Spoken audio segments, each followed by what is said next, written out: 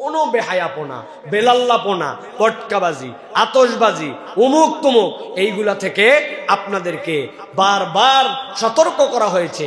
এবার আপনাদেরকে বলা হচ্ছে, আপনার ফ্ল্যাট, আপনার বাড়ি, আপনার আশপাশ কোথাও থেকে যেরকম পটকাবাজি, আতশবাজি হয়, আমরা এইবার আমরু বিল মারুফ না, এবার নাহি আনিল মুনকারের আমল করতে চাই।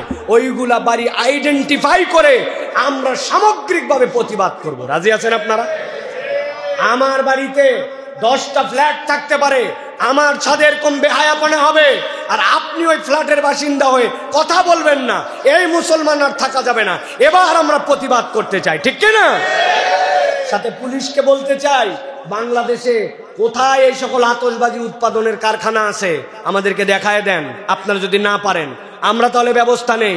আতশবাজি আসমান থেকে নেমে আসে না, মাটির নিচ থেকে বের হয় না, এটা বানাতে হয়, ইম্পোর্ট করতে হয়, অথবা বর্ডার পার করে আসে। এটা আপনাদের দায়িত্ব, আইন শৃঙ্খলা বাহিনীর। এইগুলো একটাও আমদানি হবে না, উৎপাদন হবে না। আমদানি আর উৎপাদন না থাকলে বাড়িতে বানায় এটা কেউ বাস্ট করে না। অতএব এটা আইন শৃঙ্খলা বাহিনীর জন্য এবার পরীক্ষা। আপনারাও এর বিপক্ষে একদম শক্ত হাতে প্রতিরোধ করবেন, ঠিক কি না? আমরা একটা নতুন বছরে প্রবেশ করব, তাই না? নতুন বছরে প্রবেশ করার ক্ষেত্রে ইসলামের দিক নির্দেশনা কি?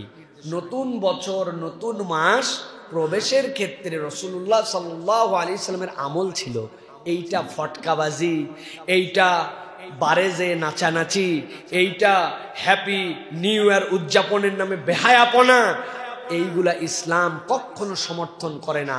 এই সকল দিবস উদযাপন করার সাথে ইসলামের দূরতম সম্পর্ক নেই। কিন্তু নবী করিম সাল্লাল্লাহু আলাইহি ওয়াসাল্লাম যখন কোনো নতুন বছরে বা নতুন মাসে প্রবেশ করতেন, নবীজি একটা দোয়া শিখিয়েছিলেন। ওই দোয়া দ্বারা বোঝা যায় যে এটার দ্বারা রাসূলুল্লাহ সাল্লাল্লাহু আলাইহি ওয়াসাল্লাম চিন্তা ফিকির করতেন এটা নিয়ে। সেটা কি? আল্লাহুম্মা আদখিলহু আলাইনা বিল আমনি ওয়াল ঈমান ওয়াস সালামাতি ওয়াল ইসলাম ওয়া রিদওয়ানিম মিনার রহমান ওয়া জাওয়ারিম মিনাশ শাইতান। আল্লাহর নবী বলতেন, আল্লাহুম্মা, হে আমাদের রব, আদখিলহু আলাইনা, আপনি আমাকে যার মধ্যে প্রবেশ করাচ্ছেন এটাতে প্রবেশ করান কি দিয়ে? বিস সালামাতি ওয়া বিল আমনি ওয়াল ঈমান, নিরাপত্তা এবং ঈমানের সাথে, ওয়াস সালামাতি ওয়াল ইসলাম, আর আল্লাহ আপনি আমাকে ইসলাম ওয়ালা এবং ইসলামের নিরাপত্তার সাথে এই নতুন বছর, নতুন মাস যেখানে আমি প্রবেশ করতেছি, আবার এটা আমার জন্য আপনি বছর ব্যাপী নিরাপদ করে দেন, ঈমানের জন্য নিরাপদ করে দেন, আমার ব্যক্তিগত জন্য নিরাপদ করে দেন। সাথে কি বলতেন? ওয়া রিদওয়ানিম মিনার রহমান, আর আল্লাহর সন্তুষ্টির জন্য আমাকে এটাকে আপনি বিবেচনার মধ্যে নিয়ে নেন। সাথে সাথে ওয়া জাওয়ারিম মিনাশ শয়তান, শয়তানের কুমন্ত্রণা থেকে আমাকে হেফাজত করেন। তার মানে কি? বিগত বছর যেটা আমার সামনে পার হয়ে গেল, আসলে পার হয়ে আমার বয়স বাড়লো না, আমার বয়সের চালান থেকে একটা বছর হারায় গেল, আমার একটা মুহূর্ত চলে গেল। সুতরাং আমি নতুন একটা কিছুর মধ্যে ঢুকতেছি। আল্লাহ সেখানে আপনি আমাকে নিরাপত্তা দেন, শয়তান থেকে আমাকে হেফাজত করেন।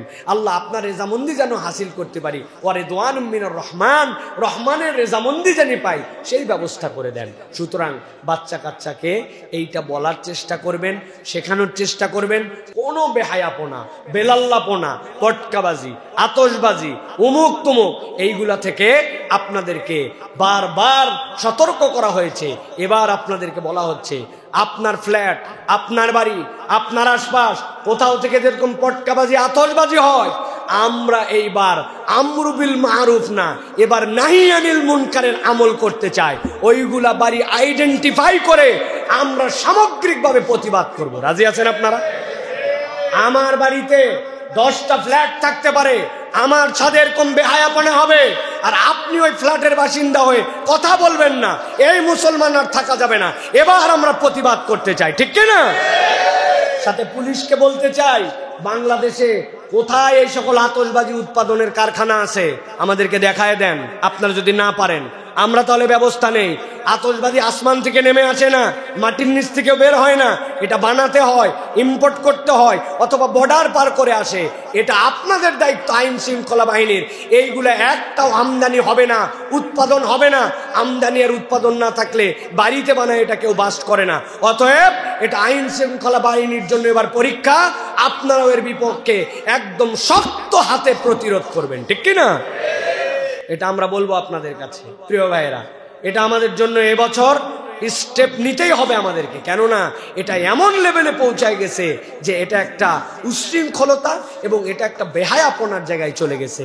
ছেলে মেয়ে রাত বিরাত উল্টা পাল্টা। গত বছর আমি কোন মাহফিল থেকে ফিরতেছিলাম, রেডিসনের সামনে দেখেছি 2টা গাড়ি উল্টায়া উপর হয়ে সেই জায়গায় মারা গেছে। কিভাবে? সবগুলা ড্রাং, সবগুলা বারের থেকে বেরিয়েছে। আপনি এই দেশে বারও চলাবেন, আবার আইন করে বলবেন নৈতিক মানুষ হতে হবে। আপনি মদেরও লাইসেন্স দিবেন, মদ খাওয়ার পারমিশন দিবেন, আবার বাচ্চা কাচ্চাকে বলবেন ভালো মানুষ হতে হবে। এই 2টা জিনিস একসাথে চলতে পারে না। এই দেশে মদ, মাদকতা, গাঁজা, জুয়া, এইগুলার বিপক্ষে স্বতঃস্ফূর্তভাবে আমাদেরকে এগিয়ে আসতে হবে। রাজি আছেন আপনারা? প্রত্যেক মসজিদে এলাকায় যদি কোনো গাঁজাখোর, মাদকাসক্ত অথবা মদ কেনা বেচা করে, তাদের তালিকা করে লাগাই দিবেন মসজিদের সামনে। সাহস করেন আমার এলাকায় অমুক অমুক অন্যায় করে, তালিকা করে মসজিদের সামনে দিবেন যে এই বাপ অমুক, বাড়ি অমুক, আমি চিনি, এটা হচ্ছে মদ গাঁজা বিক্রি করে, এটা হচ্ছে অসামাজিক কাজের সাথে জড়িত আছে, এ হচ্ছে ড্রাং, এ হচ্ছে নেশাখোর। তাদের তালিকা আমরা মসজিদের সামনে দিয়ে সামাজিকভাবে আমরা প্রতিহত করতে চাই। রাজি আছেন কিনা? অ্যাক্টিভ হন আমরু বিল মারুফ ওয়া নাহি আনিল মুনকারের ক্ষেত্রে। আর এই দোয়াটা শিখে নেওয়ার জন্য চেষ্টা করেন। সকলে পড়েন, আল্লাহুম্মা আদখিলহু আলাইনা বিল আমনি ওয়াল ঈমান ওয়াস সালামাতি ওয়াল ইসলাম ওয়া রিদওয়ানিন মিনার রহমান ওয়া জাওয়ারিন মিনাশ শাইতান। আল্লাহ আমাদের পূর্ববর্তী বছরের চেয়ে আগামী বছরটা সুন্দর করে দেন। আল্লাহ নেক আমল বেশি করে করার তৌফিক দান করেন। আমরা শপথ নিব আগামী বছর মিথ্যা বলা বাদ দিব, গীবত করা বাদ দিব। আগামী বছর থেকে আমার মুখের গালিগালাজ বন্ধ করে দিব। একজন নেককার মানুষ হওয়ার চেষ্টা করব।